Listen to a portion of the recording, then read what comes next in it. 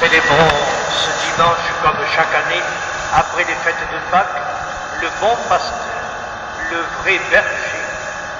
Nous sommes invités à regarder, avec le même regard d'amour que le Christ, l'immense troupeau, l'immense foule des hommes. Comme le Père et moi, nous sommes un, dit le Christ, à son troupeau, soyez vous aussi un. Le père de Lubac, le cardinal de Lubac, a pu écrire « Le monothéisme est une fraternité ». Le fait de croire en un seul Dieu, au même Dieu, rassemble tous les croyants et en fait des frères. Vous me direz, le moment est peut-être plutôt mal choisi pour affirmer cela.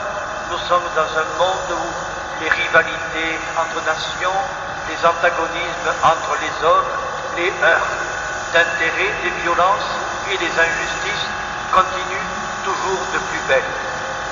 La grande foule de toute race, de toute nation, de toute classe, debout devant le trône éternel de l'Apocalypse, nous avons lu ce texte il y a un instant, cette grande foule de toute race et de toute nation, debout, unis devant le trône de l'agneau, c'est pour plus tard. Maintenant, cette foule s'oppose, se déchire dans nos journaux, sur nos écrans, et les sujets ne manquent pas. Depuis les disputes autour des 35 heures pour la semaine de travail, et tant d'autres problèmes et oppositions qui surgissent si facilement dans les programmes et dans les choix. Les oppositions, les luttes ne manquent pas quand ce ne sont pas les injures. Ici, dans notre région, si j'ose dire, nous sommes pas mal servis. Ces injures se drapent souvent de grandes phrases qui recouvrent de sombres intérêts. Ces conflits traversent aussi les chrétiens, puisqu'ils sont évidemment des hommes comme tous les autres, soumis aux mêmes tiraillements, aux mêmes incertitudes, aux mêmes pesanteurs. Il ne faut pas s'étonner de cette situation. Elle est pour nous le rappel que le monde n'est pas achevé, qu'il est blessé par le péché, par le mal, que son unité n'est pas accomplie parce que l'histoire est loin d'être stabilisée en Dieu. Il souffre, notre monde, comme dira l'Écriture, des douleurs de l'enfantement. Faut-il d'ailleurs absolument regretter ces conflits, ces oppositions? Ils sont liés au souci de vérité qui anime chaque groupe humain. Il y a une fausse paix illusoire qui serait la paix des gens fous, bonasses, prêts à toutes les démissions. Un conflit, un affrontement a au moins le mérite de porter sur des questions vraies, de mettre en lumière la part inaliénable de vérité que chacun apporte. Dans cette découverte de la vérité, chacun met en lumière un aspect réel. Et la solution est à inventer à partir de ces points de vue multiples.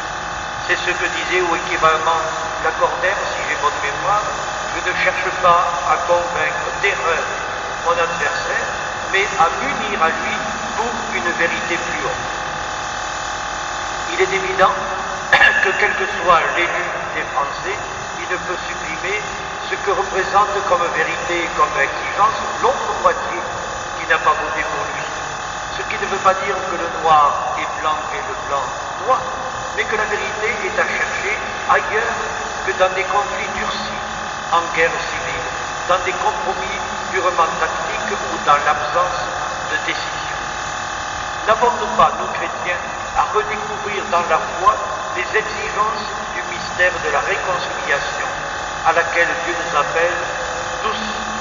Certes, cela ne consiste pas à gommer maladroitement les conflits, comme s'ils n'existaient pas.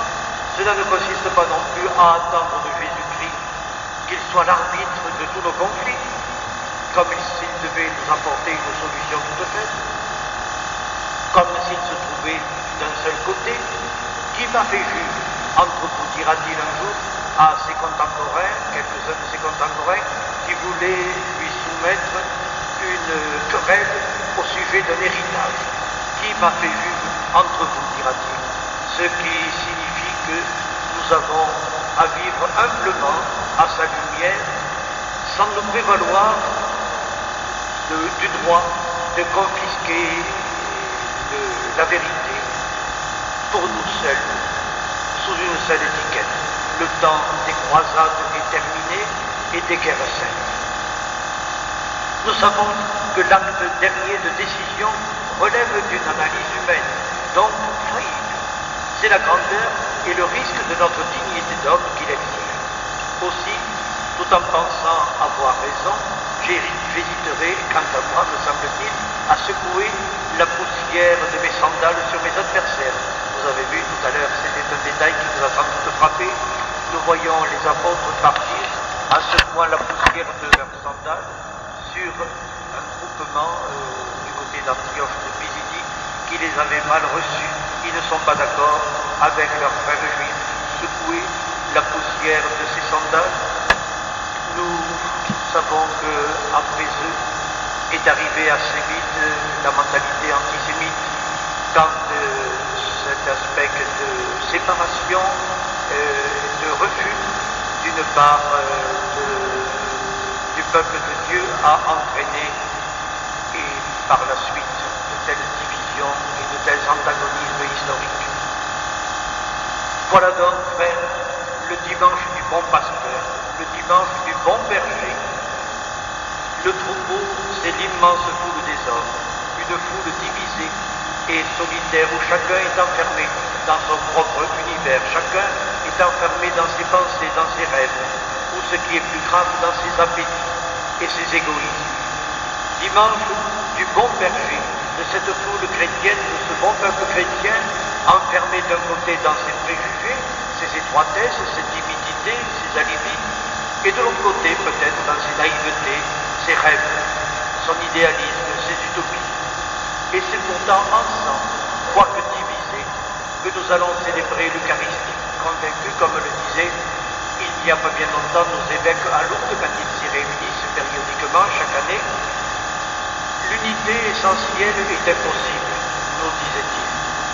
Elle n'est même pas souhaitable, parce que à dépasser, à transcender trop rapidement pour communier ensemble nos oppositions et les irréductibilités de l'existence, nous risquerions de donner l'impression de ne pas prendre au sérieux cette existence.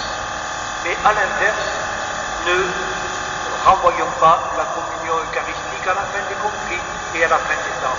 Célébrons-la maintenant, non pas comme une comédie sans signification, mais comme symbole, comme exigence, comme force d'impact qui nous pousse à réaliser cette unité autrement que symboliquement et à l'attendre de Dieu tout en la construisant nous-mêmes du moins mal possible ici-bas. Nos évêques ajoutaient, ce serait une affreuse détresse de ne pouvoir jamais, entre chrétiens opposés, affirmer cependant ensemble, à la face du monde, dans un moment de fête, qu'arrivera le terme final où les ennemis se transformeront en compagnons et où les adversaires se reconnaîtront comme frères, puissent-ils en détresse.